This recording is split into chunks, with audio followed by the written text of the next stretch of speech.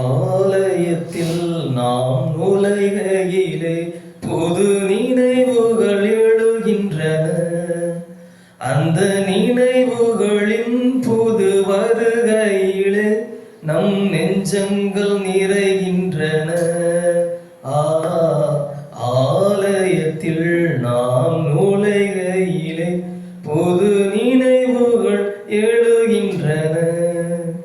அன்பான மகனை பலி கொடுத்த ஆபிரகாம் இங்கே தெரிகின்றார். அன்பான மகனை பலி கொடுத்த ஆபிரகாம் இங்கே தெரிகின்றார். பண்பான ஆட்டினை பலிந்த ஆபேலும் இங்கே தெரிகின்றார். ஆலயத்தில் நாம் நுழைகையிலே புது நினைவுகள் எழுகின்றன. தந்தை மகன் தூய ஆவியாரின் பெயராலே ஆமென். நம் ஆண்டவராகிய இயேசு கிறிஸ்துவின் அருளும் கடவுளுடைய அன்பும் தூய ஆவியின் நட்புறவும் உங்கள் அனைவரோடும் இருப்பதாக, உம் ஆன்மாவோடும் இருப்பதாக. இயேசு கிறிஸ்துவில் பிரியமுள்ள சகோதர சகோதரிகளே, அருள் பணியாளரும் தத்துவியல் இறையியல் மறை வல்லுநருமான அக்யூனோ நகர் புனித தாமஸினுடைய நினைவு விழாவை இந்த நாளிலே திரு அவை கொண்டாடி மகிழ்கிறது. ஒவ்வொரு குருவானவரும் தன் குருத்துவ படிப்பு நிலையில புனித தாமஸ் அக்யூனாஸுடைய தத்துவத்தையோ அல்லது இறையியல் சிந்தனைகளையோ கோட்பாடுகளையோ தாண்டி எவரும் குருத்துவ படிப்பு நிலையை கடந்துவிட முடியாது என்ற அளவுக்கு அரிஸ்டாட்டிலுடைய அந்த தத்துவ இயலை இறை ஒளியிலே விளக்கியவர். திரு அவையினுடைய பல்வேறு விதமான மறை பொருட்களையும் மறை காரியங்களையும் மறைபொருட்களையும் விளக்குகின்ற ஒரு புனிதராக அவர் இருக்கிறார். எனவே அமைதியின் உருவம். அவர் வாயில்லா கழுதை என்று அழைக்கப்பட்டார். டம் ஆஸ் என்று அழைக்கப்பட்டார்.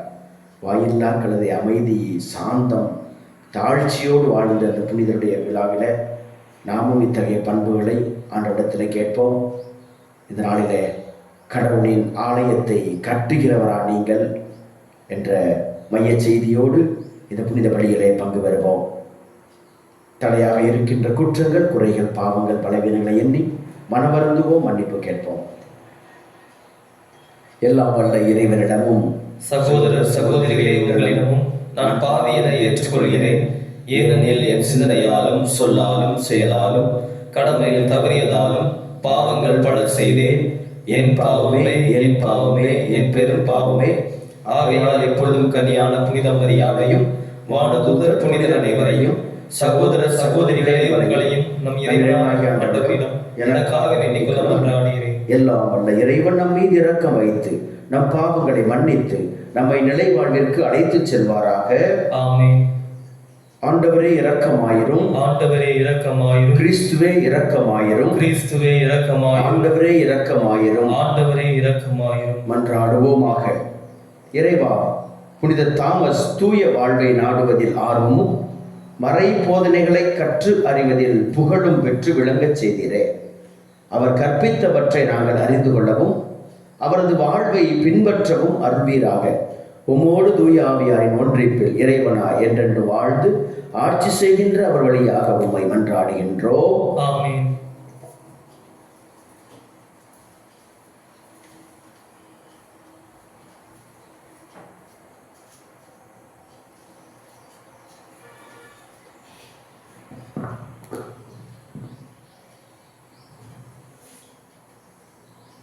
சாமுவேல் 2ஆம் நூலில் இருந்து வாசகம்.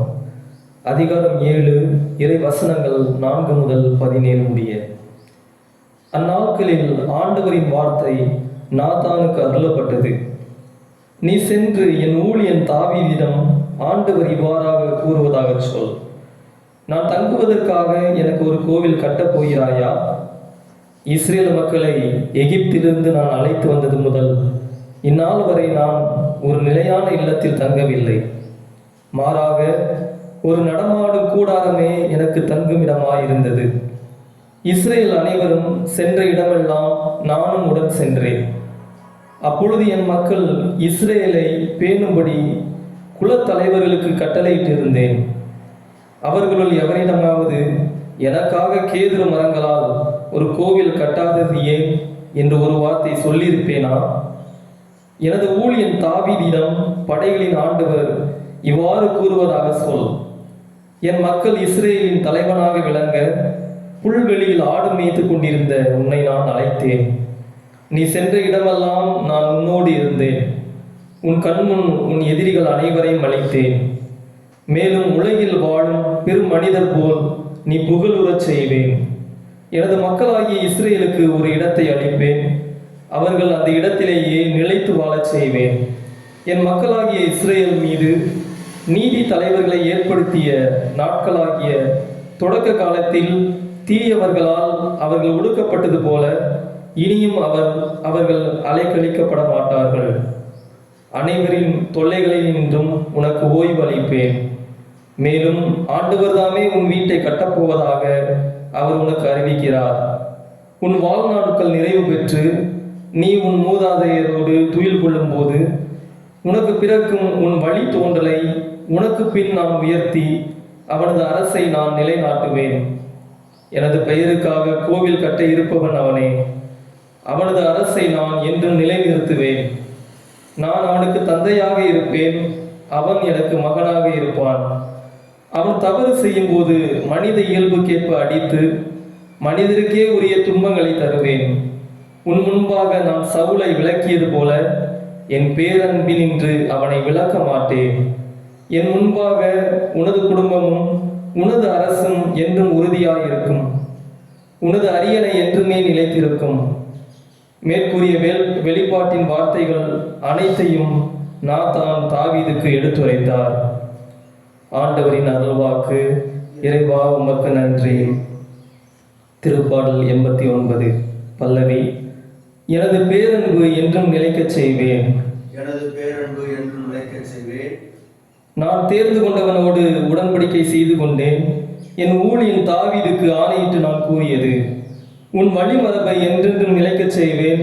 உன் அரியணையை தலைமுறை தலைமுறையாக நிலைத்திருக்கச் செய்வேன். பல்லவி. எனது பேரன்பு என்றும் நிலைக்கச் செய்வேன். நீரே என் தந்தை, என் இறைவன், என் மீட்பின் பாறை என்று அவன் என்னை அழைப்பான். நான் அவனை என் தலைப்பேர் ஆக்குவேன். மன்னகத்தின் மாபெரும் மன்னன் ஆக்குவேன். பல்லவி. எனது பேரன்பு என்றும் நிலைக்கச் செய்வேன். அவன் மீது கொண்ட பேரன்பு என்றும் நிலைக்குமாறு செய்வேன். அவனோடு நான் செய்து கொண்ட உடன்படிக்கையும் எப்பொழுதும் நிலைத்திருக்கும். அவனது வழிமரபை என்றும் நிலைநிறுத்துவேன். அவனது அரியணையை வான்வெளி உள்ளவரை நிலைக்கச் செய்வேன். பல்லவி. பேரன்பு என்றும் நிலைக்கச் செய்வேன். அல்லேலூயா அல்லேலூயா அல்லேலூ அல்லேலூ அல்லேலூயா அல்லேலூயா அல்லேலூயா அல்லேலூ அல்லேலூ அல்லேலூயா.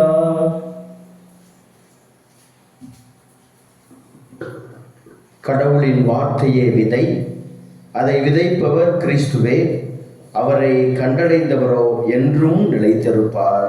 அல்லேலூயா அல்லேலூயா அல்லேலூ அல்லேலூ அல்லேலூயா அல்லேலூயா அல்லேலூயா அல்லேலூ அல்லேலூ அல்லேலூயா.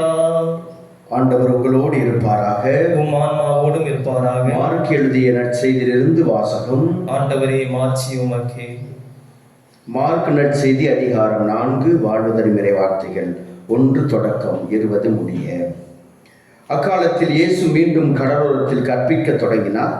மாபெரும் மக்கள் கூட்டம் அவரிடம் ஒன்று கூடி வர அவர் கடலில் நின்று ஒரு படகில் ஏறி அமர்ந்தார். திரண்டிருந்த மக்கள் அனைவரும் கடற்கரையில் இருந்தனர். அவர் உவமைகள் வாயிலாக பலவற்றை அவர்களுக்கு கற்பித்தார். அவர் அவர்களுக்கு கற்பித்தது: இதோ கேளுங்கள். விதைப்பவர் ஒருவர் விதைக்கச் சென்றார். அவர் விதைக்கும் பொழுது சில விதைகள் வழியோரம் விழுந்தன, பறவைகள் வந்து அவற்றை விழுங்கிவிட்டன.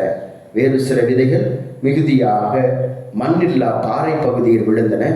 அங்கே மண் ஆழமாக இல்லாததால் அவை விரைவில் முளைத்தன. ஆனால் கதிரவன் மேலே எழ அவை காய்ந்து வேறில்லாமையால் கருகி போயின. மற்றும் சில விதைகள் முட்செடிகளிடையே விழுந்தன. முட்செடிகள் வளர்ந்து அவற்றை நெருக்கிவிடவே அவை விளைச்சலை கொடுக்கவில்லை. ஆனால் இன்னும் சில விதைகள் நல்ல நிலத்தில் விழுந்தன.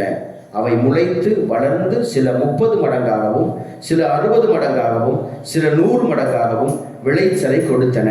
கேட்கச் செவியுள்ளோர் கேட்கட்டும். அவர் தனிமையான இடத்தில் இருந்தபோது அவரை சூழ்ந்திருந்தவர்கள் 12 சேர்ந்து கொண்டு உவமைகளை பற்றி அவரிடம் கேட்டார்கள். அதற்கு இயேசு அவர்களிடம், இறையாட்சியின் மறைபொருளை அறிய உங்களுக்கு கொடுத்து வைத்திருக்கிறது. புறம்பே இருக்கிறவர்களுக்கோ எல்லாம் உவமைகளாகவே இருக்கின்றன. எனவே அவர்கள் ஒருபோதும் மனமாறி மன்னிப்பு பெறாதபடி கண்களால் தொடர்ந்து பார்த்தும் கண்டுகொள்ளாமலும் காதால் தொடர்ந்து கேட்டும் கருத்தில் கொள்ளாமலும் இருப்பார்கள் என்று கூறினார். மேலும் அவர் அவர்களை நோக்கி, இந்த உவமையை உங்களுக்கு புரியவில்லையா? பின்பு எப்படி மற்ற உவமைகளை எல்லாம் நீங்கள் புரிந்து கொள்வீர்கள்? விதைப்பவர் இறை வார்த்தையை விதைக்கிறார். வழியோரம் விழுந்த விதைகளுக்கு ஒப்பானவர்கள் வார்த்தையை கேட்பார்கள். ஆனால் அதை கேட்டவுடன் சாத்தான் வந்து அவர்களுக்குள் விதைக்கப்பட்ட வார்த்தையை எடுத்து விடுகிறான். பாறை பகுதியில் விதைக்கப்பட்ட விதைகளுக்கு ஒப்பானவர்கள் இறை வார்த்தையை கேட்டவுடன் அதை மகிழ்ச்சியோடு ஏற்றுக்கொள்வார்கள். ஆனால் அவர்கள் வேறற்றவர்கள், சிறிது காலமே நிலைத்திருப்பார்கள். இறை வார்த்தையின் பொருட்டு இன்னலோ இடுக்கணோ நேர்ந்தவுடனே அவர்கள் தடுமாற்றம் அடைவார்கள். முட்செடிகளுக்கு இடையே விதைக்கப்பட்ட விதைகளுக்கு ஒப்பானவர்கள் இறை வார்த்தையை கேட்டும் உலக கவலையும் செல்வ மாயையும் ஏனைய தீய ஆசைகள் உட்புகுந்து அவ்வார்த்தையை நெருக்கி விடுவதால் பயனளிக்க மாட்டார்கள். நல்ல நிலத்தில் விதைக்கப்பட்ட விதைகளுக்கு ஒப்பானவர்கள் இறை வார்த்தையை கேட்டு அதை ஏற்றுக்கொண்டு பயனளிப்பார்கள். இவர்களோடு சிலர் 30 மடங்காகவும் சிலர் 60 மடங்காகவும் சிலர் 100 மடங்காகவும் பயன் அளிப்பர் என்றார். ஆண்டவரின் அருள்வாக்கு. கிறிஸ்துவே உமக்கு புகழ். இயேசுவுக்கே புகழ். இயேசுவுக்கே புகழ். இயேசுவுக்கே நன்றி. இயேசுவுக்கே நன்றி. இயேசுவுக்கே மகிமை. இயேசுவுக்கே மகிமை. இயேசுவுக்கே ஆராதனை. இயேசுவுக்கே ஆராதனை. ஹalleluya ஹalleluya ஹalleluya ஹalleluya ஹalleluya ஹalleluya. மரியே வாழ்க. மரியே வாழ்க. மரியே வாழ்க. மரியே வாழ்க. இயேசு கிறிஸ்துவில் பிரியமுள்ள சகோதர சகோதரிகளே, கடவுளின் ஆலயத்தை கட்டுகிறவரா நீங்கள்? கடவுளின் ஆலயத்தை கட்டுகிறவரா நீங்கள்? கடவுளின் இறை பணியை கட்டுகிறவரா நீங்கள்? கடவுளுடைய இறை ஆட்சி பணியில தாராளமாய் பங்கு பெறுகிறவரா நீங்கள்? அப்படி என்றால் இந்த நாளிலே ஆண்டவர் உங்கள் ஒவ்வொருவருக்கும் சொல்கிறார், உங்கள் இல்லத்தை நான் கட்டுவேன், உங்கள் வாழ்க்கையை கட்டுவேன், உங்கள் குடும்பத்தை கட்டுவேன், உங்கள் எதிர்கால சந்ததியை நான் கட்டுவேன், உங்கள் பிள்ளைகளுடைய எதிர்காலத்தை நான் நிலைத்திருக்க செய்வேன், உன் குடும்பம் ஆசீர்வதிக்கப்படும். ஹalleluya ஹalleluya ஹalleluya ஹalleluya. கடவுளின் ஆலயத்தை கட்டுகிற ஒவ்வொருவருக்கும் ஆண்டவர் கொடுக்கிற ஆசீர்வாதம் என்ன தெரியுமா? அவர் நம் இல்லத்தை கட்டுகிறார். நாம் அவர் இல்லத்தை கட்டுகிறோம் என்பதில் அல்ல, நாம் ஆலயத்திற்கு இத்தகைய உதவிகளை செய்திருக்கிறோம் என்பதில் அல்ல, நாம் இறையாட்சி பணிக்கு இவ்வளவு தாராளமாய் நாம் உதவி செய்திருக்கிறோம், பொருளாதார உதவி செய்திருக்கிறோம், உடல் உழைப்பை கொடுத்திருக்கிறோம், அல்லது நம் பிள்ளைகளை குருவானவராகவோ கண்ணியராகவோ நாம் அனுப்பி இருக்கிறோம் என்பதில் அல்ல. மாறாக நாம் இத்தகைய காரியங்களை செய்கிற பொழுது அவர் நம் குடும்பத்தை கட்டுகிறார்.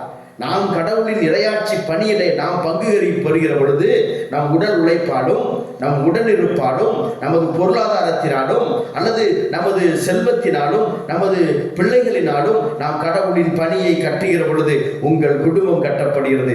கடவுள் உங்கள் குடும்பத்தை கட்டுகிறார்.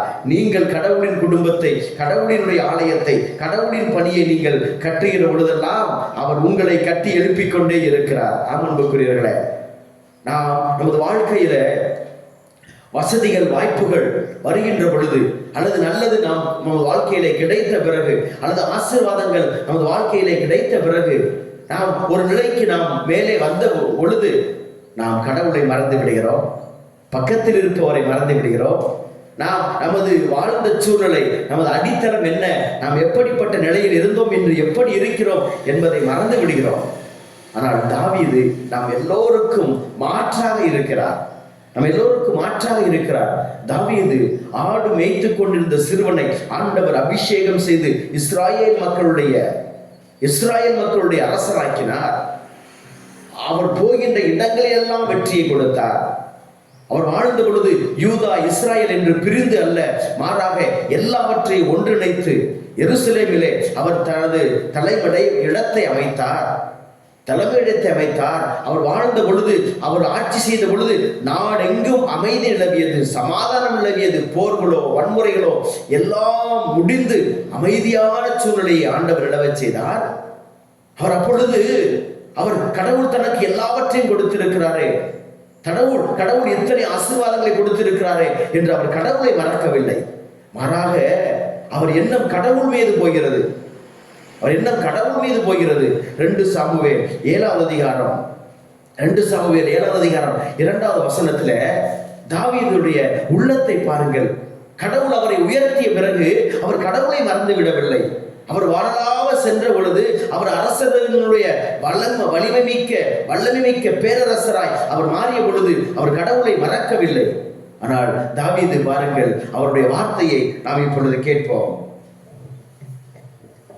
அப்போது இறைவாக்கினர் நாத்தானை தாவீது அழைத்து, பாரும், நான் கேதுரு மரங்களான அரண்மனையில் வாழ்கிறேன், கடவுளின் பேலையோ கூடாரத்தில் குடியிருக்கிறது என்று கூறினார். தாவீது சொல்றார் பாருங்க, இறைவாக்கினர் நாத்தானை அழைத்து, இறைவாக்கினரே பாரும், நான் கேதுரு மரங்களினான அரண்மனையில் நான் வாழ்கிறேன்.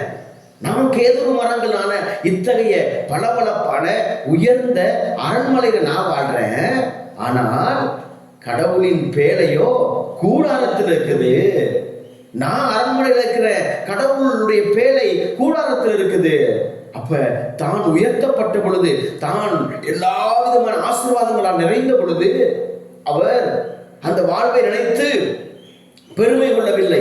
மாறாக அவர் எண்ணங்கள், அவர் சிந்தனைகள் கடவுள் மீது போகிறது, கடவுளின் ஆலயத்தின் மீது போகிறது, கடவுளின் உடன்படிக்கை பேழை மீது போகிறது. என்னை இப்படி உயர்த்தி அழகுபடுத்தி இருக்கிறாரே, என்னை இப்படி அவர் மேன்மைப்படுத்தி இருக்கிறாரே, என்னை அவர் ராஜாவாக என்னை மாற்றியிருக்கிறாரே, என்னை பொன்னும் பொருளும் கொடுத்து வெற்றிகளும் கொடுத்து இவ்வளவு என் ஆண்டவர் பண்ணி இருக்கிறாரே. ஆனால் என் ஆண்டவர் அவர் கூடாரத்தில் இருக்கிறாரே.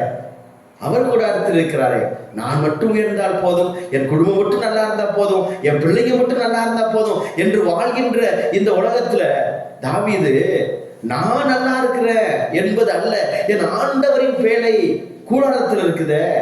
எனவே நான் ஆண்டவருக்கு ஒரு ஆலயத்தை கட்ட போறேன் அப்படின்னு தாவீது இறைவாக்கினர் நாத்தானிடம் சொல்கிறார். அப்படி சொன்ன பின் தான் கடவுள் நாத்தானை மீண்டும் தாவீதிடம் அனுப்பி, இன்றைய முதல் வாசகத்தை நான் வாசிக்க கேட்டோம் அல்லவா, தாவீது, நீரா எனக்கு ஒரு ஆலயத்தை கட்டப் போகிறாய்? நான் நடமாடும் இறைவனைத்தானே இருந்தேன். ஆண்டவர் பாருங்க, அவர் நடமாடும் இறைவன். அப்படி என்றால் நம் வாழ்க்கையிலே ஒன்றோடு ஒன்றாக கலந்த இறைவன். சொல்றாரு, நான் நடமாடும் இறைவன். நீங்க போன இடம் ஃபுல்லா நான் வந்தேன், நீங்க இருந்த இடங்களில் எல்லாம் நான் இருந்தேன். நான் உங்களோடு தானே வந்தேன். உங்களுடைய துன்பத்தில் உங்களோடு இருந்தேன், உங்கள் மகிழ்ச்சியில் உங்களோடு இருந்தேன், உங்கள் துயரத்தில் உங்களோடு இருந்தேன், உங்கள் வெற்றியில் உங்களோடு இருந்தேன், உங்களை நான் பாதுகாத்து கொண்டேன், உங்களோடு தான் இருந்தேன், உங்களோடு நானும் நடந்து வந்தேன். அப்ப 40 ஆண்டுகள் இஸ்ராயல் மக்கள் மட்டும் நடக்கல, ஆண்டவரும் நடந்து போனார். யாரோட? இஸ்ராயல் மக்களோட. நான் நடமாடும் ஆண்டவர். நீங்க போன இடத்துக்கெல்லாம் நானும் தானே வந்தேன், நான் யார்ட்டையாவது எனக்கு ஒரு கோவில் கட்டு என்று கேட்டிருக்கிறா? இல்ல, நம் ஆண்டவர் நடமாடும் ஆண்டவர், நம் வாழ்க்கையோடு பயணிக்கும் ஆண்டவர் என்று ஆண்டவர் சொல்லிட்டு, உனக்கு இந்த எண்ணம் வந்துச்சுல, என் ஆலயத்தை கட்டணும் அப்படிங்கிற எண்ணம் வந்துச்சுல, எனவே தாவீது, நீ எனக்கு ஆலயத்தை கட்ட போறியா? இல்ல, நான் உன் இல்லத்தை கட்ட போறேன். நீ எனக்கு இல்லத்தை கட்ட போறேன்னு சொன்னையே, நான் உன் இல்லத்தை கட்டுவேன். உன் இல்லம் என்றென்று நினைத்திருக்கும், உன் அரசாட்சி என்றென்று நினைத்திருக்கும், உன் அரியணை என்றென்று நினைத்திருக்கும், உன் இல்லத்தை நான் கட்டுவேன். கடவுள் நம் இல்லத்தை கட்டுவார். கடவுளுடைய பணியில அல்லது கடவுளுடைய பணிக்கு தாராளமா கொடுக்கிற மனிதர்களை பாருங்க, எப்படி ஆசீர்வாதமா இருக்கிறார்கள் என்று. குருக்கள் கண்ணீருடைய வீடை பாருங்கள், எப்படி ஆசீர்வாதமா இருக்குது என்று. எத்தனையோ பேர் எவ்வளவோ தவறான கருத்துக்கள் எல்லாம் அவங்க எவ்வளவோ சொல்லுவாங்க. சாமியார் ஆயிட்டாங்க, குருக்கள் ஆயிட்டாங்க, கண்ணியர் ஆயிட்டாங்க, இவங்க இப்படி உயர்ந்துட்டாங்க, அப்படி ஆயிட்டாங்க, இப்படி ஆயிட்டாங்க. இல்லை அன்புக்குரியவர்களே, ஒவ்வொரு குருவானவர், ஒவ்வொரு அருள்கண்ணியர் கடவுளுக்கு தங்களை ஒப்பு கொடுக்கிற பொழுது கடவுள் அவர்கள் இல்லத்தை கட்டுவார். அவர்களை வைத்தல்ல, ஆனால் கடவுள் அவருடைய இல்லத்தை அவர் கட்டி எழுப்புவார். அவருடைய இல்லத்தை கட்டி எழுப்புவார். அதுதான் ஆசீர்வாதம் அன்புக்குரியவர்களே. கடவுளுடைய பணிக்கு தாராளமாய் கொடுக்கிறவர்களை பாருங்கள், கடவுள் அவர்களை உயர்த்தி கொண்டே இருப்பார். குருக்களையும் கண்ணியர்களையும் அவர்கள் பராமரிக்கிறவர்களுடைய குடும்பத்தை பாருங்கள், கடவுள் அவர்களை உயர்த்தி கொண்டே இருப்பார், ஆசீர்வதித்துக் கொண்டே இருப்பார். அன்புக்குரியவர்களே, கடவுளின் ஆலயத்தை கட்டுகிறவராக நீங்கள், கடவுள் உங்கள் ஒவ்வொருவரும் அழைத்திருக்கிறார். அந்த பணி உங்களிடம் ஒப்படைக்கப்பட்டிருக்கிறது. கடவுளின் ஆலயத்தை கட்டுகிற பணி உங்கள் ஒவ்வொருவருடைய கையில் இருக்கிறது. அது உங்களுக்கு கொடுக்கப்பட்ட கடமை. நினைத்து விடாதீர்கள் அன்புக்குரியவர்களே. அதை நீங்கள் மறந்து ஒருபோதும் இருந்து விடார்கள். ஏன்னா அப்படித்தான் இஸ்ராயல் மக்கள் இருந்தாங்க. பாபிலோனிய அடிமைத்தனத்திலிருந்து வர்றாங்க. வந்த உடனே இன்றைய நாளிலே நீங்கள் நேரம் கிடைக்கிற பொழுது ஆகாயை தீர்க்கதரிசியுடைய புத்தகத்தை வாசிங்கள். 2 அதிகாரம் தான். கடவுள் இஸ்ராயல் மக்களை எவ்வளவு ஆசீர்வதித்திருந்தார். அவங்க வந்த உடனே அவங்க தங்களையே கட்டுவதிலே, தங்க வாழ்க்கையை பார்த்துக்கிற, தங்க வீடை கட்டுறதில்லை, தங்களுக்கென சொத்து சம்பாதிக்கிறதையும், விதைப்பதிலும், அறுப்பதிலும், உண்பதிலுமாக அவர்கள் சொத்து சேர்ப்பதிலுமாக இருந்தாங்க. ஆனா ஆண்டவருடைய ஆலயம் பாழ்பட்டு கிடந்துச்சு. ஆனா அவங்க சொன்னாங்களாம், ஆண்டவருடைய ஆலயத்தை கட்ட இன்னும் நாள் வரல அப்படின்னாங்களாம். என்ன சொன்னாங்க? ஆண்டவருடைய ஆலயத்தை கட்டுவதற்கு இன்னும் நாள் வரல. ஏன்னா எங்களுக்கே ஒண்ணும் இல்லையே, எங்களுக்கு கடவுள் ஒன்றும் கொடுக்கலையே. கடவுள் எங்களுக்கு கொடுக்கிற பொழுது நாங்கள் கொடுப்போம். கடவுள் என்னை ஆஸ்வதிக்கிற பொழுது நான் கடவுளுக்கு கொடுப்பேன். கடவுள் இதை கொடுக்கிற பொழுது நான் அதை கொடுப்பேன். கடவுள் என் விளைச்சலை பெருக்குகிற பொழுது நான் கடவுளுக்கு கொடுப்பேன். எனக்கு கடவுள் ஒரு வீட்டை கட்டின பிறகு நான் கடவுளுக்கு கொடுப்பேன். இப்படிதான் நம்மளாம் பேசுறோம். இஸ்ராயல் மக்கள் அப்படிதான் பேசிக்கிட்டு இருந்தாங்க. ஆனா ஆண்டவர் சொன்னாரு, கடவுளின் ஆலயத்தை கட்டுவதற்குரிய நாள் இன்னும் வரவில்லையே. ஆகாய் புத்தகம் 1 அதிகாரம் 2வது வசனத்தை நாம் இப்பொழுது வாசிக்க கேட்போம். படைகளின் ஆண்டவர் கூறுவது இதுவே, ஆண்டவரது இல்லத்தை மீண்டும் கட்டி எழுப்புவதற்குரிய காலம் இன்னும் வரவில்லை என்று இந்த மக்கள் சொல்கிறார்கள். மக்கள் என்ன சொல்கிறாங்க? கடவுளுடைய ஆலயத்தை கட்டுகிற நானும் இன்னும் வரல. ஏன்னா எங்கள்கிட்டயே ஒண்ணும் இல்லை, எனக்கே விளைச்சல் இல்லை, என் குடும்பமே இப்படி இருக்குது, எனக்கே கஷ்டமா இருக்குது அப்படின்னு மக்கள் சொல்லிக் கொள்கிறார்கள் என்று ஆண்டவர் சொல்கிறார். தொடர்ந்து வாசிக்க கேட்போம். அப்பொழுது இறைவாக்கினர் ஆகாய் வழியாக ஆண்டவரது வாக்கு அருளப்பட்டது, இந்த கோவில் பாலடைந்து கிடக்கும் இந்நேரத்தில் நீங்கள் மட்டும் மாட மாளிகையில் குடியிருக்கலாமா? அப்ப ஆண்டவர் சொல்றாரு, என் கோவில் பாலடைந்து கிடக்குது, நீங்க மாட மாளிகையில இருக்கீங்க. இதுதான் தாவீதுக்கும் அவர்களுக்கும் உள்ள மாற்று. தாவீது சொல்றாரு, நான் மாட மாளிகையில இருக்கிறேன், ஆண்டவர் கூடாரத்தில் இருக்கிறாரு. ஆனா மக்கள் எப்படி? தாங்கள் மாட மாளிகையில வாழ்ந்து கொண்டு ஆண்டவர் இல்லத்தை பராமரிக்கவில்லை, ஆண்டவருடைய ஆலயத்தை பராமரிக்கவில்லை. அன்புக்குரியவர்களே, உங்கள் இல்லத்தை கட்டிக்கொண்டே இருக்கிறீர்கள் என்றால், நீங்கள் உயர்ந்து கொண்டே போகிறீர்கள் என்றால், உங்கள் எண்ணம் ஆண்டவரின் ஆலயத்தின் மீது வரட்டும். உங்களுடைய எண்ணம் ஆண்டவரின் ஆலயத்தின் மீது வரட்டும், ஆண்டவரின் பணியாளர்கள் மீது வரட்டும், ஆண்டவருடைய இறையாட்சி மீது வரட்டும். தொடர்ந்து வாசிக்க கேட்போம். ஆண்டவர் சொல்றது, அவருடைய வார்த்தைகளை நாம் நன்றாக கவனிப்போம். ஆதலால் இப்பொழுது படைகளின் ஆண்டவர் கூறுவதை கேளுங்கள், உங்களுக்கு நிகழ்ந்திருப்பதை நினைத்து பாருங்கள். ஆண்டவர் சொல்றாரு, நீங்க இப்படி சொல்றீங்கல்ல, ஆனா உங்களுக்கு என்ன நடந்திருக்குன்னு நீங்க பாக்குறீங்களா? நீங்க நினைச்சு பாத்தீங்களா? உங்களுக்கு நடந்திருக்கு, நீங்க நினைச்சு பாருங்க, என்ன நடந்திருக்குது? நீங்கள் விதைத்தது மிகுதி, நீங்கள் ரொம்ப அதிகமா விதைச்சீங்க, அறுத்ததோ குறைவு. ரொம்ப கொஞ்சமா அறுத்திருக்கீங்க, ரொம்ப விதைச்சீங்க, ஆனா அறுவடை குறைவு.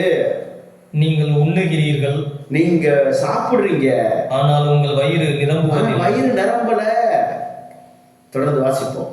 நீங்கள் குடிக்கிறீர்கள், ஆனால் நீங்கள் நிறைவடைவதில்லை. ஆடை அணிகிறீங்க, ஆனால் உங்களுள் எவருக்கும் குளிர் நிற்கவில்லை. ஆனால் குளிர், நீங்க எவ்வளவுதான் குளிருக்காக நீங்க போத்திக்கிறீங்க, ஆனா குளிர் உங்களுக்கு அடிச்சுக்கிட்டே இருக்குது. வாசிப்போம். வேலையால் தான் கூலியாக வாங்கிய பணத்தை பொத்தலான பையில் போடுகிறான். அப்ப நீங்க சம்பாதிக்கிற பணத்தை ஓட்ட பையில போடுறீங்க. ஆண்டவர் பாருங்க, உங்க வாழ்க்கை அப்படித்தான் இருக்குது. நம்ம வாழ்க்கை எத்தனை வாழ்க்கை இப்படி இருக்குது. ஐயோ ரொம்ப விதைச்சேன், ஆனா கொஞ்சமா அறுவடை பண்ணேன். ஐயோ ரொம்ப கஷ்டப்பட்டு வேலை செய்யறேன், எனக்கு ஒண்ணுமே சரியான சம்பளம் இல்லை. நான் ஒரு நல்ல சம்பளம் வாங்குறேன், ஆனா எப்படித்தான் காலியாந்தர்ல ஓட்டப்பையில போடுறோம். நான் நல்லா சாப்பிடுறேன், ஆனா எனக்கு வயிறு நிறைய மாட்டேங்குது. எனக்கு எதுலையுமே திருப்தி இல்லையே அப்படின்னு சொல்றோமே. வாசிக்க கேட்போம். 6வது வசனத்தை நான் வாசிக்க கேட்போம். நீங்கள் விதைத்தது மிகுதி, அறுத்ததோ குறைவு. நீங்கள் உண்ணுகிறீர்கள், ஆனால் உங்கள் வயிறு நிரம்புவதில்லை. அன்புக்குரியவர்களே, கடவுள் உங்களுக்கு நிகழ்ந்திருப்பதை பாருங்க. 9வது வசனத்தை நான் வாசிக்க கேட்போமா? 9 முதல் 11 வசனங்களை நான் வாசிக்க கேட்போம். ஆனால் கிடைத்தது சிறிதளவே. நீங்கள் வீட்டுக்கு கொண்டு வந்த போது அதையும் நான் ஊதி தள்ளிவிட்டேன். அப்ப ஆண்டவர் சொல்றாரு, நீங்க என்ன மறந்து என்னுடைய ஆலயத்தை கட்டாம, நீங்க என்ன குறிச்சு நீங்க கவலையே படாம நீங்க இருக்கும்போது நான் என்ன பண்ணேன்னு தெரியுமா?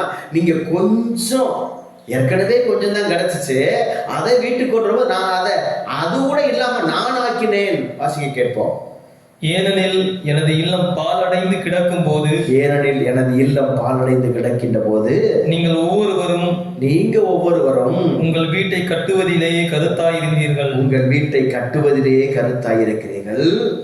எனவே வானம் உங்களுக்கு பனி பெய்வதை நிறுத்திவிட்டது. ஆண்டவர் சொல்றாரு, நான் பனியை நிறுத்துவேன். ரொம்ப இடத்துல விதைப்போம். எத்தனை பேர் நீங்க எத்தனை நாள் அழுதுருக்கீங்க, ஐயோ ஒரு மழை பெய்ஞ்சிடாதா, ஐயோ ஒரே ஒரு மழைக்காக காத்திருப்போமே. ஆனால் என்றாவது ஆண்டவருக்காக காத்திருக்கிறோமா? ஆண்டோடைய ஆலயத்தை பத்தி நாம் சிந்திச்சுக்கிறோமா? கடவுளுடைய வார்த்தையை பத்தி சிந்திச்சு ரொம்ப பேர் என்கிட்ட சொல்ற ஒரு மன கஷ்டமான காரியம் எனக்கு என்ன தெரியுமா? ஃபாதர், எனக்காக ஜெபிங்க ஃபாதர், எனக்கு வர வேண்டிய பணம் வந்துச்சுன்னா உங்களுக்கு அப்படியே கொடுத்துடுறோம் ஃபாதர், உங்க குருமடத்துக்கு கொடுத்துருவோம் ஃபாதர், உங்களுடைய பணிக்கு கொடுத்துருவோம் ஃபாதர், கொடுத்ததை விட நான் அதிகமாக கொடுப்போம் ஃபாதர், எனக்காக ஜெபிங்க ஃபாதர், அந்த காசு எப்படியாவது வந்துடும் ஃபாதர், எங்களுக்காக ஜெபிங்க ஃபாதர், இந்த வீடு நாங்க கட்டிடணும் ஃபாதர், இந்த வீடை கட்டிட்டோம்னா அதுக்கப்புறம் ஃபாதர் உங்களுக்கு எவ்வளவோ நான் கொடுக்கணும்னு ஆசைப்படுறோம் ஃபாதர். அன்புக்குரியவர்களே, எத்தனையோ மனிதர்கள் இப்படி என்ற சொல்லியிருக்கிறாங்க. ஆனால் ஒருவர் கூட இன்று வரை ஒரு பைசா கொடுத்ததில்லை. எங்களுக்கு கடவுள் கொடுத்தாருன்னா உங்களுக்கு கொடுப்போம், நாங்க இதை பண்ணிட்டோம்னா இதை பண்ணுவோம், எங்களுக்கு இந்த ஆசீர்வாதம் கிடைச்சிச்சுன்னா உங்களுக்கு கொடுப்போம் என்று சொன்ன ஒரு மனிதர் கூட என் வாழ்க்கையில எதுவும் கொடுத்ததில்லை. இன்னொன்று தெரியுமா? அவர்கள் வாழ்க்கையிலே அவர்கள் நினைத்தது எதுவும் நடக்கவும் இல்லை. எப்பயுமே சொல்ல அப்படி சொல்லாது. முதல்ல கடவுளுக்கு கொடுங்க, இருப்பதை கொடுங்க. ஃபாதர் இந்தாங்க ஃபாதர், இருப்பதை கொடுங்கள், கொடுத்துட்டு எங்களுக்காக ஒரு ஜெபிச்சுக்குங்க ஃபாதர், இந்த காரியத்துக்காக ஜெபிங்க. இருப்பதை கொடுத்து விட்டு நீங்கள் ஜெபத்தை கேளுங்கள், ஆசீர்வாதத்தை கேளுங்கள். அமன்புக்குரியவர்களே, ஆசீர்வாதம் கிடைத்தால் கொடுப்பேன், இது தவறானது நினைத்துக் கொள்ளுங்கள். கடவுள் என்னை ஆசீர்வதி, இதுதான் இஸ்ரேல் மக்கள் பண்ண பெரிய தப்பு. கடவுள் ஆசீர்வதிச்சா நான் இல்லத்தை கட்டுவேன், கடவுள் எனக்கு நிறைய கொடுத்தா அவருக்கு நான் கொடுப்பேன், கடவுள் என்னை நல்லா வச்சிருந்தாருன்னா நான் அவருடைய பார்த்துக்கிறேன். இல்லை, முதல்ல நீ கடவுளை பாரு. என் வாழ்க்கையில் எத்தனையோ பேரை பார்த்துருக்கேன் அன்புக்குரியவர்களே. அதே மாதிரி ரொம்ப பேர் நல்லா இருப்பாங்க, சடனா ஏதாவது ஆச்சுன்னா அவங்க அப்படியே கொடுப்பதை நிப்பாட்டிடுவாங்க. நம்மள்ட்ட ஃபாதர் மன்னிச்சுக்கங்க ஃபாதர், உங்க குருமடத்தை கொடுக்க முடியல, அல்லது உங்களுக்கு எதுவும் கொடுக்க முடியல, கடவுளுக்கு என்னால எதுவும் பண்ண முடியல. எனக்கெல்லாம் பயங்கர ஆச்சரியமா இருக்கும். ஒரு வீட்டுல 3 பேரு, அந்த வீட்டுல ஒவ்வொருவருக்கும் ஒரு போன் இருக்குது. அப்ப குறைந்தது ஒரு மாதத்திற்கு 300 ரூபாய், குறைந்தது ஒரு மாதத்திற்கு 300 ரூபாய், 300 ரூபாய் நாம் ரீசார்ஜ் பண்ணோம். அப்படி பார்த்தா அதே 1000 ரூபாய் ஆகிவிடுகிறது. நிச்சயம் ஒரு மாதத்திற்கு ஒரு சிலிண்டர் வாங்கணும், 1000 ரூபாய். உணவு ஒவ்வொரு நாளும் சாப்பிட 3 நேரம் யாருமே சாப்பிடாம பட்டி கிடக்கிறது இல்லையே, அதற்கெல்லாம் எப்படி காசு வருகிறது என்று நான் யோசிப்பேன். அப்ப ஒரு 500 ரூபாய் கொடுப்பதற்கு, ஒரு 100-200 ரூபாய் கொடுப்பதற்கு வழியிலே நம்மகிட்ட வந்து சொல்லுவாங்க, ஃபாதர் சாரி ஃபாதர் உங்களுக்கு ஒண்ணுமே கொடுக்கல அப்படின்னு ரொம்ப பேர் சொல்லுவாங்க. எனக்கு அப்படியெல்லாம் மனசு கஷ்டமா இருக்கும். நம்ம இடத்துல ஃபாதர் என் பிள்ளையுடைய மருந்துக்கு படிப்புக்கு காசு என்று எத்தனையோ பேர் கேட்பார். நான் கேட்கணும் எல்லாம் தாராளமாக கொடுப்பேன், இல்லை என்று கேட்பார். ஆனா பார்த்தா அவங்க வீட்டில் ஏதாவது விசேஷம்னா அப்படி கொண்டாடுவார்கள். ஒரு பிறந்த நாளா இருக்கட்டும், எங்கேயா ஃபங்க்ஷன், எனக்கு அதை பார்க்கிற பொழுதெல்லாம் ஒரு சில நேரத்தில் மனதுக்கு கஷ்டமாக இருக்கும். இவ்வளவு பெரியதாக கொண்டாடுகிறார்களே, இவ்வளவு விமரிசையாக கொண்டாடுகிறார்களே, ஆனால் காசு இல்லை என்று என்கிறார்களே. அன்புக்குரியவர்களே, கடவுள் இந்த வார்த்தை என்று உங்களுக்கும் தான் சொல்லுகிறார், உங்களுக்கும் தான் சொல்றாரு. நீங்க விதைப்பீங்க, மிகுதியா விதைப்பீங்க, அறுக்க மாட்டீங்க. நீங்க சாப்பிடுவீங்க, உங்க வயிறு நிறையாது. நீங்க குடிப்பீங்க, உங்க தாகம் தீராது. நீங்க என்னதான் உடைகள் உடுத்தினாலும் உங்களுக்கு நோய், அதாவது குளிர் ஆண்டவர் சொல்றாரு, குளிர் போகாது, நோய் போகாது, உங்களுடைய வாழ்க்கை பாதுகாக்கப்படாது. கடவுளை நீங்கள் முதல்ல பாருங்க, அவர் ஆலயத்தை கட்டுங்க. உங்களிடம் இருக்கிறதோ இல்லையோ, இருப்பதை கொடுங்க. ஆண்டவர் சொன்னார்ல, 2 செப்பு காசு போட்ட அந்த பெண்ணை பார்த்து ஆண்டவர் சொன்னார், எல்லோரிலும் இவர் தான் அதிகமாய் போட்டார். அன்புக்குரியவர்களே, இஸ்ராயல் மக்கள் வாழ்க்கையில எப்ப ஆண்டவர் ஆசீர்வதிச்சார் தெரியுமா? ஆகாய் 2:9 நாம் இப்பொழுது வாசிக்கிறோம். 2வது அதிகாரம் 9வது வசனத்தை வாசிக்க கேட்போம். இந்த கோவிலின் முன்னைய மாட்சியை விட பின்னைய மாட்சி மிகுதியாயிருக்கும் என்கிறார் படைகளின் ஆண்டவர். இந்த இடத்தில் நான் நலம் நல்குவேன் என்கிறார் படைகளின் ஆண்டவர். 15வது வசனம் 15 வாசிக்க கேட்போம். 2:15. இன்று வரை நிகழ்ந்ததை இப்பொழுது நினைத்து பாருங்கள். இன்னைக்கு வரைக்கும் உங்க வாழ்க்கையில நடந்திருக்கிறதை இப்ப நீங்க நினைச்சு பாருங்க. ஆண்டவரது கோவிலில் கல்லின் மேல் கல் வைக்கப்படும் முன், ஆண்டவரின் கோவிலின் கல்லின் முள் கல் வைக்கப்படும் முன் நீங்கள் இருந்த நிலை என்ன? அப்ப மக்களுக்கு இறைவாக்கினர் சொன்ன உடனே ஒரு மனமாற்றம். எனவே அவர்கள் ஆண்டவருடைய ஆலயத்தை கட்ட கல்லின் மேல் கல் வைக்கிறாங்க. அந்த ஆலயத்தை கட்ட அவர்கள் ஆரம்பிக்கிறாங்க. வாசிக்க கேட்போம். தானிய குவியலில் 20 மரக்கால் இருக்கும் என எண்ணி நீங்கள் வந்து பார்க்கையில் 10 தான் இருந்தது. அப்ப கல்லின் மேல் நீங்க கல்லு வைக்கிறதுக்கு முன்னாடி உங்க வாழ்க்கை எப்படி இருந்துச்சுன்னா, நான் அறுத்துட்டு வந்த என் தானிய குவியல் 20 மரக்கால் இருக்கும் நினைச்சு வந்து பார்த்தீங்க, ஆனா 10 தான் இருந்துச்சு. அது எப்ப? கடவுளின் ஆலயத்தை கட்டுவதற்கு முன்பாக. வாசிங்க. 50 குடம் ரசம் எடுக்க ஆலைக்கு வந்த போது 20 தான் இருந்தது. உங்களையும் உங்கள் உழைப்பின் பயனையும் வெப்பு நோயாலும் நச்சு பணியாலும் கல் மழையாலும் வதைத்தேன். ஆயினும் நீங்கள் என்னிடம் திரும்பி வரவில்லை என்கிறார் ஆண்டவர். ஒரு சில நேரத்தில் நம்மளுக்கு எத்தனையோ அடிகள் வரும், நோய்கள் வரும், வறுமை வரும். இதெல்லாம் எதற்காக? கடவுளையே என்னை இப்படி செஞ்சுட்டான்னு கேட்குறீங்களே. ஆமா, அவர் தான் செய்கிறார். இன்னைக்கு சொல்றார், நான் தான் உங்களை வதைச்சேன், நான் தான் உங்களை நான் நோயால வதைக்கிறேன், நான் தான் உங்களுக்கு இந்த துன்பத்தை கொடுத்தேன். காரணம் என்ன? நீங்கள் என்னை கண்டுகொள்ளவில்லை, என் ஆலயத்தை கட்டலை, என் பணியை கட்டலை, என் இறையாட்சி பணிக்கு நீங்கள் எந்த காரியமும் செய்யலை, நான் தான் செய்தேன். ஆண்டவர் தைரியமா சொல்றாரு. வாசிங்க 18வது வசனம் தொடர்ந்து. 9ஆம் மாதத்தின் 24ஆம் நாளாகிய இன்று ஆண்டவரின் கோவிலுக்கு அடித்தளம் இடப்பட்டுள்ளது. அப்ப ஆண்டவர் சொல்றாரு, நீங்க இன்னைக்கு அடித்தளம் விட்டுருக்கீங்கல்ல,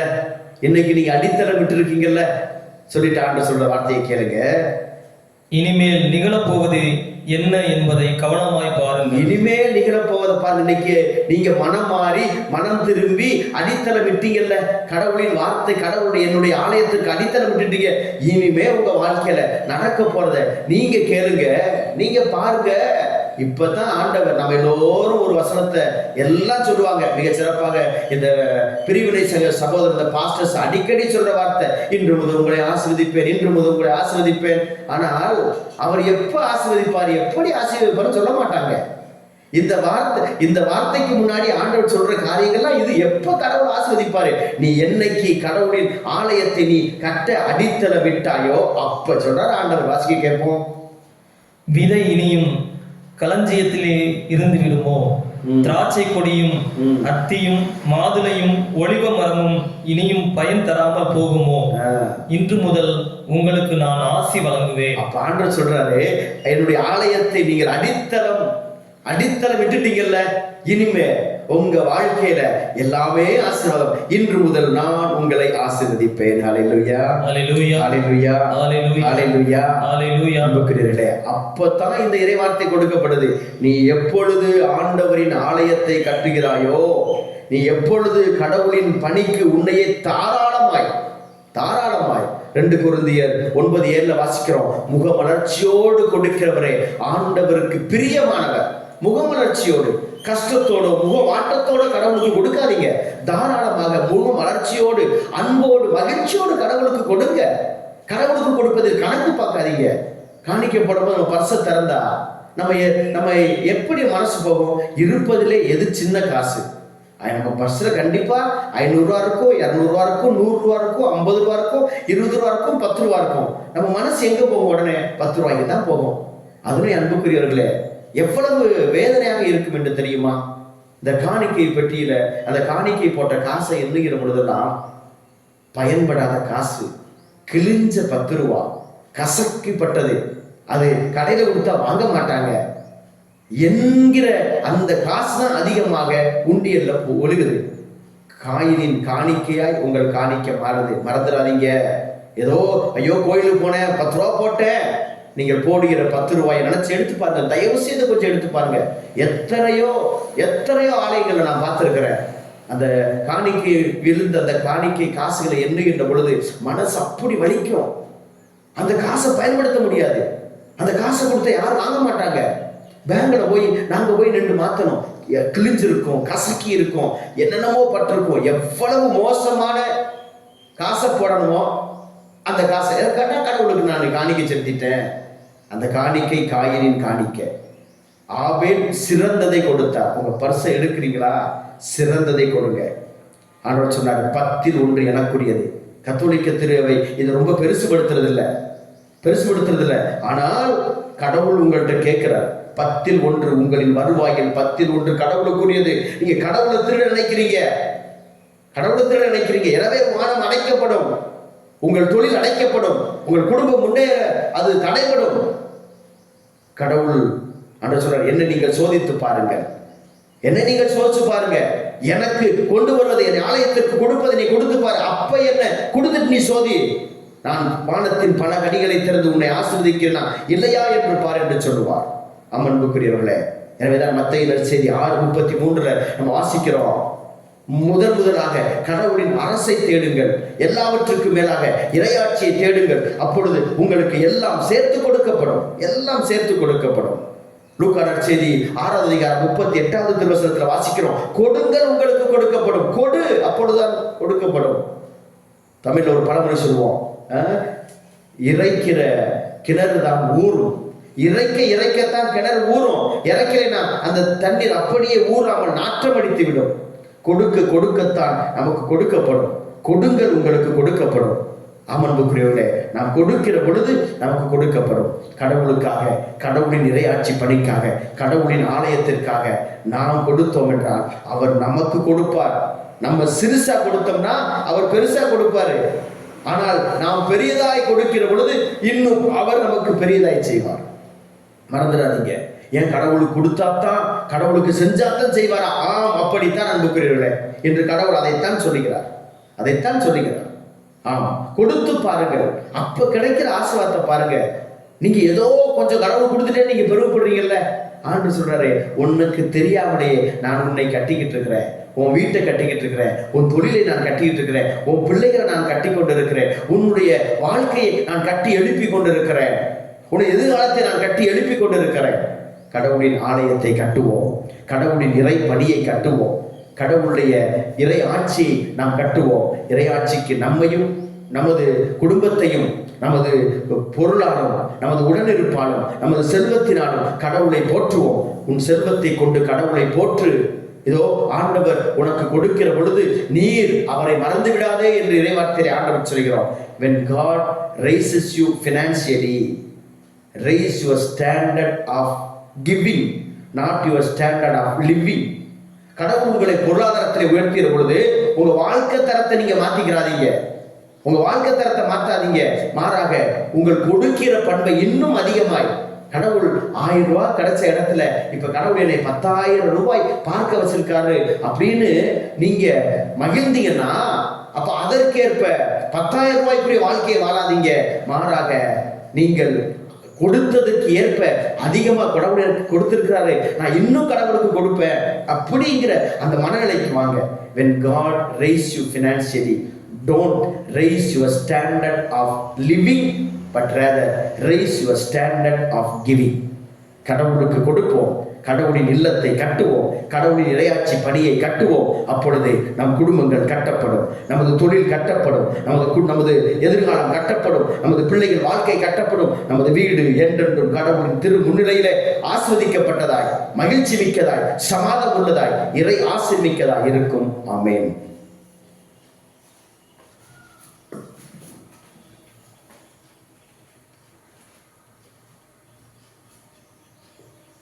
தந்திட்ட பொருட்கள் யாவையும் எடுத்து தந்தோம் தந்தாயேற்றிடுவாய். தந்திட்ட பொருட்கள் யாவையும் எடுத்து தந்தோம் தந்தாயேற்றிடுவாய். வழங்கிட கனியோ உணவோ இன்றி வாடிடும் வறியோர் பலர் இறைவா. வழங்கிட கனியோ உணவோ இன்றி வாடிடும் வறியோர் பலர் இறைவா. வெறும் வெளி நீர் வியர்வை வேதனையன்றி வேறேதும் இல்லா நில இறைவா. தந்திட்ட பொருட்கள் யாவையும் எடுத்து தந்தோம் தந்தாயேற்றிடுவாய். சகோதர சகோதரிகளே, என்னுடையது உங்களுடையமான புனித பலி எல்லாம் வல்ல இறைவனுக்கு ஏற்றதாகும்படி மன்றாடுங்கள். ஆண்டவர் தம் திருப்பெயரின் புகழ்ச்சிக்காகவும் ஆட்சிக்காகவும் நமது நன்மைக்காகவும் புனித திரு அவை அனைத்து நலனுக்காகவும் உமது கையிலிருந்து இப்பலியை ஏற்றுக்கொள்வாராக. இறைவா, புனித தாமஸ் அக்வினாஸின் விழாவில் நாங்கள் உள்ளம் கனிந்து செலுத்தும்படி உமக்கு உகந்ததாய் இருப்பதாக. அவரது அறிவுரைப்படி எங்களையே முழுமையாக உமக்கு அளித்து உம்மை புகழ்ந்தேற்றச் செய்வீராக. எங்கள் ஆண்டவராகிய கிறிஸ்து வழியாக உம்மை மன்றாடுகின்றோம். ஆமென். ஆண்டவர் உங்களோடு இருப்பாராக. ஆன்மாவோடும் இருப்பாராக. இதயங்களை மேலே எழுப்புங்கள். ஆண்டவரிடம் எழுப்பியுள்ளோம். நம் இறைவனாகிய ஆண்டவருக்கு நன்றி கூறுவோம். அதுவே தகுதியும் நீதியும் ஆனது. ஆண்டவரே, தூயவரான தந்தையே, என்றும் உள்ள எல்லாம் வல்ல இறைவா, எங்கள் ஆண்டவராகிய கிறிஸ்து வழியாக எந்நாளும் எவ்விடத்திலும் நாங்கள் உமக்கு நன்றி செலுத்துவது மெய்யாகவே தகுதியும் நீதியுமாகும், எங்கள் கடமையும் மீட்புக்குரிய செயலுமாகும். ஏனெனில் புனித தாமஸ் அக்வினாஸுடைய விழாவில் உமது திரு அவை மகிழ்ந்திருக்க செய்கின்றீர். அவருடைய இறை பற்றுமிக்க வாழ்க்கை நெறியின் எடுத்துக்காட்டால் அதற்கு வலுவூட்டுகிறீர். அவருடைய படிப்பினையால் பயிற்றுவிக்கின்றீர். அவருடைய மன்றாற்றால் பாதுகாத்து வருகின்றீர். ஆகவே வானதூதர் அணிகளோடும் புனிதரின் பெரும் திரளோடும் நாங்கள் சேர்ந்து உமக்கு புகழ்ச்சி பண்ணி செய்து முடிவின்றி சொல்வதாவது: தூயவர் தூயவர் தூயவர், வான்படைகளின் கடவுளாம் ஆண்டவர். விண்ணகமும் மண்ணகமும் உமது மாட்சியால் நிறைந்துள்ளன. உன்னதங்களிலே ஓசன்னா. ஆண்டவர் பெயரால் வருகிறவர் ஆசி பெற்றவர். உன்னதங்களிலே ஓசன்னா. ஆண்டவரின் இனிமையாகவே தூயவர், தூய்மை அனைத்துக்கும் ஊற்று. ஆகவே உம்முடைய ஆவியை பொழிந்து இக்காணிக்கைகளை தூய்மைப்படுத்த உம்மை இவ்வாறு எங்கள் ஆண்டவர் இயேசு கிறிஸ்துவின் உடலும் இரத்தமுமாக எங்களுக்கு இவை மாறுவனவாக. அவர் பாடுபட உளம் கனிந்து தம்மை கையளித்த போது அப்பத்தை எடுத்து நன்றி செலுத்தி அதை விட்டு தம் சீடர்களுக்கு அளித்து கூறியதாவது: அனைவரும் இதிலிருந்து பெற்று உண்ணுங்கள், ஏனெனில் இது உங்களுக்காக கையளிக்கப்படும் என் உடல்.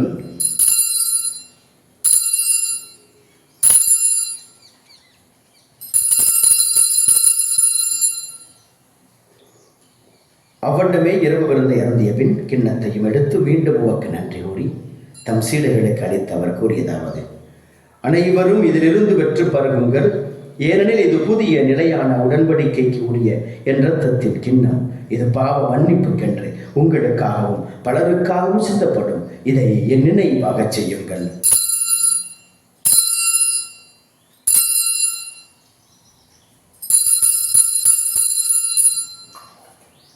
நம்பிக்கையின் மறைபொருள். ஆண்டவரே, நீர் வருமளவும் உமது இறப்பினை அறிக்கையிடுகின்றோம், உமது உயிர்ப்பினையும் எடுத்துரைக்கின்றோம். ஆகவே ஆண்டவரே, நாங்கள் கிறிஸ்துவின் இறப்பினையும் உயிர்ப்பினையும் நினைவு கூர்ந்து வாழ்வதற்கும் அப்பத்தையும் மீட்பளிக்கும் கிண்ணத்தையும் ஒப்புக் கொடுக்கின்றோம். திருமுன்னின்று உமக்கு ஊழியம் புரிய தகுந்தவர்கள் என எங்களை ஏற்றுக்கொண்டு, எனவே உமக்கு நன்றி செலுத்துகின்றோம். மேலும் கிறிஸ்துவின் உடலிலும் இரத்தத்திலும் பங்கு கொள்ளும் எங்களை தூய ஆவியார் ஒன்று சேர்க்க வேண்டுமென உம்மை தாழ்மையுடன் மன்றாடுகின்றோம். ஆண்டவரே, உலகெங்கும் பரவியிருக்கும் அது திரு அவையை நினைவு கூர்ந்ததும் எங்கள் திருத்தந்தையிலேயோ எங்கள் மறைமாவட்ட பரிபாலகர் மோட்சராஜன் எல்லா திருநிலையினர் ஆகிய அனைவரோடும் உமது திரு அவை அன்பில் நிறைவு வரச் செய்திடணும். மேலும் உயிர்த்தெழும் எதிர்நோக்குடன் துயில் கொள்ளும் எங்கள் சகோதரர் சகோதரிகளையும் இறந்தோர் அனைவரையும் இரக்கத்துடன் நினைவு கூர்ந்து உமது திருமுக ஒளியினுள் ஏற்றலும் எங்கள் அனைவர் மீதும் இரக்கமாயிரும். கடவுளின் கன்னித்தாயும் எங்கள் தாயுமான புனித மரியா, அவருடைய கணவரான புனித யோசேப்பு, புனித திருத்தூதர்கள், இவ்வுலகில் உமக்கு உகந்தவராய் இருந்த புனிதர்கள் அனைவருடனும் நாங்கள் நிலைவாழ்வில் பங்கு கொள்ளும் தகுதி பெற்று திருமகன் இயேசு கிறிஸ்து வழியாக உம்மை புகழ்ந்தேத்தும் வரமருள உம்மை மன்றாடுகின்றோம். இவர் வழியாக இவரோடு இவரில் எல்லாம் வல்ல இறைவனாகிய தந்தையும் தூய ஆவியாரின் ஒன்றிற்கு எல்லா புகழும் மாட்சியும் என்றென்றும் உமக்கு உரியதே. ஆமென். மீட்பரின் கட்டளையால் கற்பிக்கப்பட்டு இறைவடிப்பினையால் பயிற்சி பெற்ற நாம் துணிந்து சொல்லுவோம். பின்னுலகில் இருக்கிற எங்கள் தந்தையே, உமது பெயர் தூயது என போற்றப்பெறுக. உமது ஆட்சி வருக. உமது திருவுளம் விண்ணுலகில் நிறைவேறுவது போல மண்ணுலகிலும் நிறைவேறுக. எங்கள் அன்றாட உணவை இன்று எங்களுக்கு தாரும். எங்களுக்கு எதிராக குற்றம் செய்வோரை நாங்கள் மன்னிப்பது போல எங்கள் குற்றங்களை மன்னியும். எங்களை சோதனைக்கு உட்படுத்தாதையும் தீமையிலிருந்து எங்களை விடுவித்தரணும். ஆண்டவரே, தீமை அனைத்திருந்தும் எங்களை விடுவித்து எங்கள் வாழ்நாளின் அமைதியை கனிவுடன் அருள உம்மை மன்றாடுகின்றோம். உமது இரக்கத்தின் உதவியால் நாங்கள் பாவத்திலிருந்து எப்போது விடுதலை பெற்று யாதொரு கலக்கமின்றி நலமாயிருப்போமாக. நாங்கள் எதிர்நோக்கி இருக்கும் பேரின்பத்துக்காகவும் மீட்பராகிய இயேசு கிறிஸ்துவின் வருகைக்காகவும் காத்திருக்கின்றோம். ஏனெனில் ஆட்சியும் வல்லமையும் மாட்சியும் என்றென்றும் உமதே. ஆண்டவரே இயேசு கிறிஸ்துவை அமைதியை உங்களுக்கு விட்டு செல்கிறேன், என் அமைதியையே உங்களுக்கு அளிக்கிறேன் என்றும் திருத்துதர்களுக்கு மொழிந்தீரேன். எங்கள் பாவங்களை பாராமல் உமது திரு அவையின் நம்பிக்கையை கண்ணோக்கி உமது திருவுளத்துக்கு ஏற்ப அதற்கு அமைதியை ஒற்றுமை அளித்தருவீராக. என்றென்று வாழ்ந்து ஆட்சி செய்கின்றவர் நீரே. ஆமென். ஆண்டவருடைய அமைதி உங்களோடு என்றும் இருப்பதாக, உம் ஆன்மாவோடும் இருப்பதாக. ஒருவருக்கொருவர் கிறிஸ்துவின் அமைதியை பகிர்ந்து கொள்வோம். கிறிஸ்துவின் அமைதி. உலகின் பாவங்களை போக்கும் இறைவனின் செம்மறியே, எங்கள் மேல் இரக்கமாயிரும்.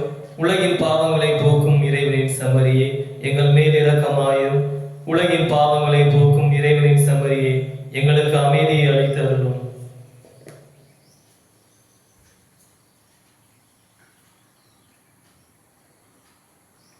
இதோ இறைவனின் செம்மறி, இதோ உலகின் பாவங்களை போக்குகிறவர். இந்த செம்மறியின் விருந்திற்கு அழைக்கப்பட்ட நாம் அனைவரும் பேறு பெற்றோர். ஆண்டவரே, நான் தகுதியற்றவன், ஆனால் வார்த்தை மட்டும் சொல்லியது எனது ஆன்மா நலமடையும்.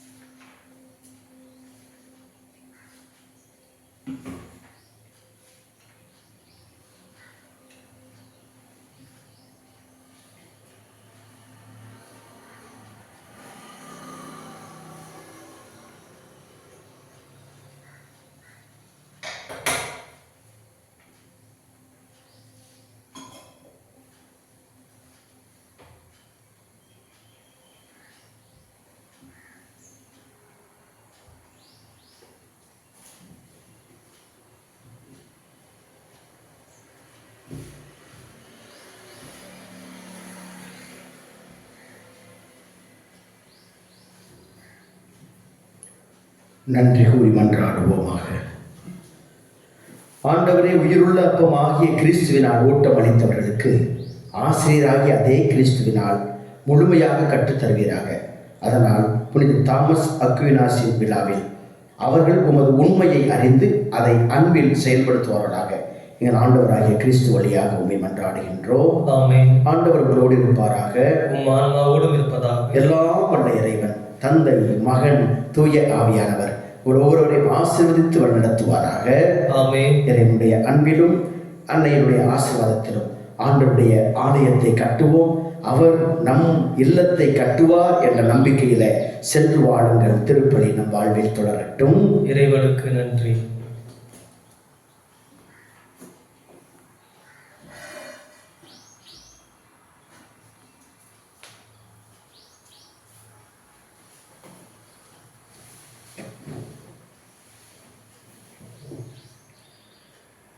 எங்கள் காவலா சூசை தந்தையின் மங்களங்கள் எங்கும் சொல்லி இங்கு பாடுவோம். மங்களங்கள் எங்கும் சொல்லி இங்கு பாடுவோம். செங்கே அதிலே தங்க புஷ்பம் தங்க கோலை ஏந்திடும்.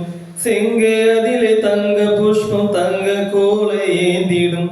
எங்கள் காவலா சூசை தந்தையின் மங்களங்கள் எங்கும் சொல்லி இங்கு பாடுவோம். மங்களங்கள் எங்கும் சொல்லி இங்கு பாடுவோம். கன்னி தாயாரின் பத்தானியல்லோ, கன்னி தாயாரின் பத்தானியல்லோ, உன்னதமாய் பேருமாச்சி உற்ற பாக்கியனே, உன்னதமாய் பேருமாச்சி உற்ற பாக்கியனே. சென்னி மகுட முடி புனைந்த மன்னர் கோத்திர மாதவா, சென்னி மகுட முடி புனைந்த மன்னர் கோத்திர மாதவா, எங்கள் காவலா சூசை தந்தையின் மங்களங்கள் எங்கும் சொல்லி இங்கு பாடுவோம். மங்களங்கள் எங்கும் சொல்லி இங்கு பாடுவோம். இயேசுவின் மகா பரிசுத்த இதயமே, எங்கள் மேல் இரக்கமாயிரும். மரியாவின் மாசற்ற இருதயமே, எங்களுக்காக வேண்டிக் கொள்ளும். இயேசுவின் ரத்தம் ஜெயம், இயேசுவின் ரத்தம் ஜெயம், இயேசுவின் ரத்தம் ஜெயம், இயேசுவின் ரத்தமே ஜெயம். அனைத்து புனிதர்களே, காவல் தூதர்களே, எங்களுக்காக வேண்டிக் கொள்ளுங்கள். இயேசுவே ஆண்டவர், இன்றும் என்றும் இயேசுவே ஆண்டவர், இயேசுவே ஆண்டவர், இன்றும் என்றும் இயேசுவே ஆண்டவர், இயேசுவே ஆண்டவர், இன்றும் என்றும் இயேசுவே ஆண்டவர். தந்தை, மகன், தூய ஆவியாரின் பெயராலே ஆமென்.